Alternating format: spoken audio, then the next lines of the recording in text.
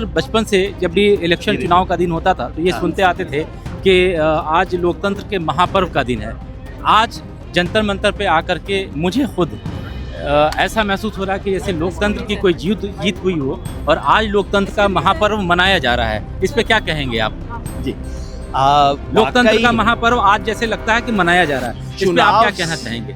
इस देश में लोकतांत्रिक गुंजाइश चुनाव से ज्यादा अब सड़क पे आ गई और इसलिए आज जो हुआ है ये लोक की तंत्र पर विजय, नहीं तो तंत्र हावी रहता है, लोक दबा रहता है। तो बहुत वक्त के बाद लोक ने सर उठाया है, तंत्र दबा है, इसलिए बहुत शुभ दिन है। और मैं तो कहता हूं जैसे इस देश में अगस्त क्रांति हम याद रखते हैं ना, बॉम्बे में 9 अगस्त के नाम से, जी आगे की पीढ़ियां जुलाई क्रांति को याद करेंगी इस आंदोलन के नाम से।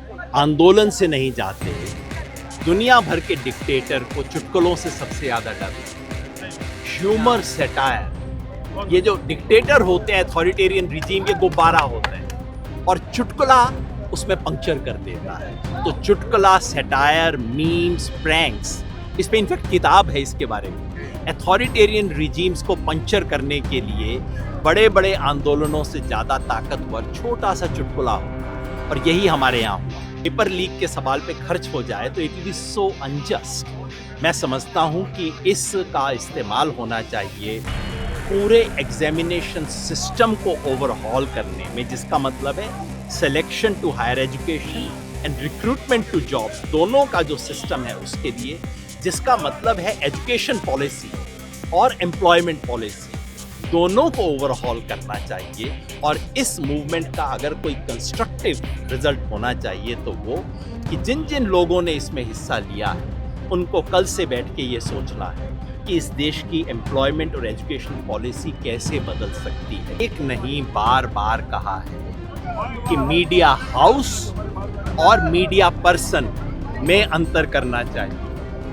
मीडिया हाउस बेईमान हैं, मीडिया हाउस बिके हुए हैं, मीडिया हाउस गोदी मीडिया हैं, जिसका मतलब ये नहीं कि जर्नलिस्ट बिका हुआ है।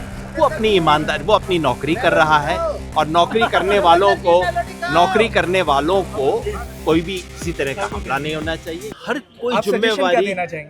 कोई जिम्मेवारी केवल मूवमेंट के 3 लीडर पे नहीं होती है, हमारी आपकी भी जिम्मेवारी है।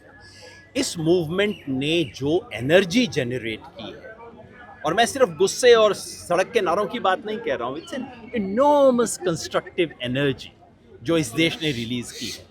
वो सारी एनर्जी एक नॉन एंटिटी के इस्तीफे पे और एक पेपर लीक के सवाल पे खर्च हो जाए तो it will be so unjust. मैं समझता हूँ कि इसका इस्तेमाल होना चाहिए पूरे एग्जामिनेशन सिस्टम को ओवरहॉल करने में, जिसका मतलब है selection to higher education and recruitment to jobs, दोनों का जो सिस्टम है उसके लिए, जिसका मतलब है एजुकेशन पॉलिसी और एम्प्लॉयमेंट पॉलिसी, दोनों को ओवरहॉल करना चाहिए। और इस मूवमेंट का अगर कोई कंस्ट्रक्टिव रिजल्ट होना चाहिए तो वो कि जिन जिन लोगों ने इसमें हिस्सा लिया है उनको कल से बैठ के ये सोचना है कि इस देश की एम्प्लॉयमेंट और एजुकेशन पॉलिसी कैसे बदल सकती है। और उसके साइन पोस्ट, उसका लाइट पोस्ट जो है, वो लाइट हाउस बिल्कुल सिंपल है, हर हाथ को काम दो और सबको शिक्षा, समान शिक्षा, गुणवत्ता वाली शिक्षा, ये हमारी लाइट हाउस है, इसकी डायरेक्शन में चलना चाहिए। एक लाइट सवाल सर, ताकि जब मैं शिकायत करूं, एक लाइट सवाल ताकि जब मैं अपनी शिकायत करूं तो आपका गुस्सा मेरे से थोड़ा कम रहे। सर, जब मैं छोटा था, जब आपको टेलीविजन या दूसरी जगहों पे देखता था या जब अपनी पत्रकारिता की पढ़ाई करता था, आपको बड़ा ऑर्थोडॉक्स तरीके का एक इंसान की तरह मेरी एक इमेज थी। सर, जिस तरीके का आंदोलन ये हुआ है, मीम्स के थ्रू, मजाक के थ्रू, जोक के थ्रू, जेनजी का एक अलग तरीके का माहौल, जो शायद दिल्ली पुलिस और जहां तक मैं मान के चलता हूं सरकार को शायद अंदाजा था नहीं कि इस तरीके का एक रिएक्शन। सर, आपको क्या देखने को मिला है?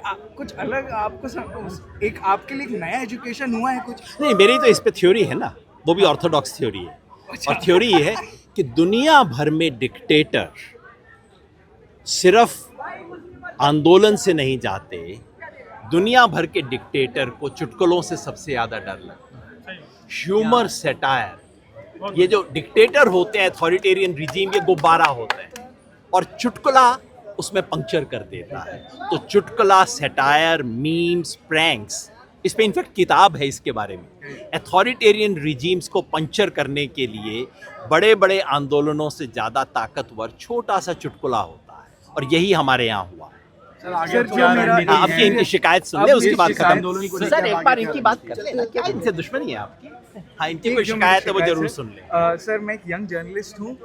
जब हमारे गुरुजनों ने हमको सिखाया था पत्रकारिता, तो उन्होंने एक चीज़ की बड़ी हिदायत दी थी कि चाहे वो पहले दिन से हो या आखिरी दिन तक, आपको ग्राउंड पे मौजूद रहना है। तो 6 जून जब से दीप के आए थे, 20 तारीख को लेकर 20 तारीख आंसू गैस, पथराव, जो भी दिल्ली पुलिस का लाठीचार्ज, सारी चीज़ें मेरे पास डॉक्यूमेंटेड थी। सर मैं टाइम्स ऑफ इंडिया के लिए काम करता हूँ। जब टाइम्स ऑफ इंडिया के न्यूज़पेपर के आर्टिकल के साथ आपने वीडियो डाली, उसके साथ एक माहौल तैयार हुआ जो मैंने भी ग्राउंड में झेला। That was something that I have never faced before. Because of that particular video and because of that mic ID, एक मॉब लिंचिंग जैसा मेरे साथ एक व्यवहार हुआ। उसके बाद जो हमें देखने को मिला, पत्रकारों के साथ बार बार हिंसा, रिपोर्टर्स के साथ बार बार हिंसा, फीमेल रिपोर्टर्स के साथ सेक्सुअल हैरेसमेंट, क्रॉपिंग जैसे सीरियस विजुअल्स हमने देखने को, हमारे कलीग्स ने सहे और देखने को भी मिले। सर क्या आपको ऐसा नहीं लगता था कि उस टाइम पे आपको या सीजेपी के मेंबर्स जिन्होंने मेन स्ट्रीम मीडिया के उन रिपोर्ट्स को जब क्रिटिसाइज़ किया, तो उन रिपोर्टर्स को भी, उनके रिपोर्ट्स को भी अच्छी तरीके से एक बार देख लेना चाहिए था? जैसे मैं डिजिटल से हूँ, मैं वीडियो से हूँ, आपको एक बार वो सारी चीज़ें देख लेनी चाहिए थी कि कहीं ऐसा तो नहीं कि इनके टीम के कुछ लोग हैं जो अच्छा काम कर रहे हैं या यहाँ पे ग्राउंड पे हैं, उनको कोई दिक्कत ना हो। मैं जवाब दे दूं? जी हाँ। मैंने एक नहीं बार बार कहा है कि मीडिया हाउस और मीडिया पर्सन में अंतर करना चाहिए। मीडिया हाउस बेईमान हैं, मीडिया हाउस बिके हुए हैं, मीडिया हाउस गोदी मीडिया हैं, जिसका मतलब ये नहीं है कि जर्नलिस्ट बिका हुआ है। वो अपनी ईमानदारी, वो अपनी नौकरी कर रहा है, और नौकरी करने वालों को कोई भी किसी तरह का हमला नहीं होना चाहिए। यही नहीं, किसान आंदोलन के दौरान भी बार बार मैंने तो जाके न जाने कितने जर्नलिस्ट को बचाया है, कहते हुए देखो ये अपनी नौकरी कर रहा है, ये यहाँ से अपनी रिपोर्ट फाइल करेगा, ऊपर जो होगा इसके मालिक का खेल है, इसको उसके लिए दोष न दिया जाए। इस आंदोलन के दौरान भी अगर कुछ जर्नलिस्ट कहीं और हुआ है, लोगों ने अपना गुस्सा उस जर्नलिस्ट पे निकाला जो उनको आंख के सामने दिखता है, उसके लिए मुझे खेद है, मैं दुख हूँ, और उसके लिए मैं माफ़ी मांगना चाहता हूँ। सर एक सवाल है मेरा, सर एक छोटा सा सवाल है। जैसे हम लोग सर बचपन से जब भी इलेक्शन चुनाव का दिन होता था तो ये सुनते आते थे कि आज लोकतंत्र के महापर्व का दिन है। आज जंतर मंतर पे आकर के मुझे खुद ऐसा महसूस हो रहा है कि जैसे लोकतंत्र की कोई जीत हुई हो और आज लोकतंत्र का महापर्व मनाया जा रहा है। इस पे क्या कहेंगे आप? जी, लोकतंत्र का महापर्व आज जैसे लगता है कि मनाया जा रहा है, इस पे आप क्या कहना चाहेंगे? इस देश में लोकतांत्रिक गुंजाइश चुनाव से ज़्यादा अब सड़क पे आ गई है, और इसलिए आज जो हुआ है ये लोक की तंत्र पर विजय है। नहीं तो तंत्र हावी रहता है, लोक दबा रहता है। तो बहुत वक्त के बाद लोक ने सर उठाया है, तंत्र दबा है, इसलिए बहुत शुभ दिन है। और मैं तो कहता हूँ जैसे इस देश में अगस्त क्रांति हम याद रखते हैं ना, बॉम्बे में 9 अगस्त के नाम से, जी आगे की पीढ़ियां जुलाई क्रांति को याद करेंगी इस आंदोलन के नाम से। सर कैसे देखते हैं आज इस तरीके से जो प्रदर्शन हुआ? शुक्रिया सर।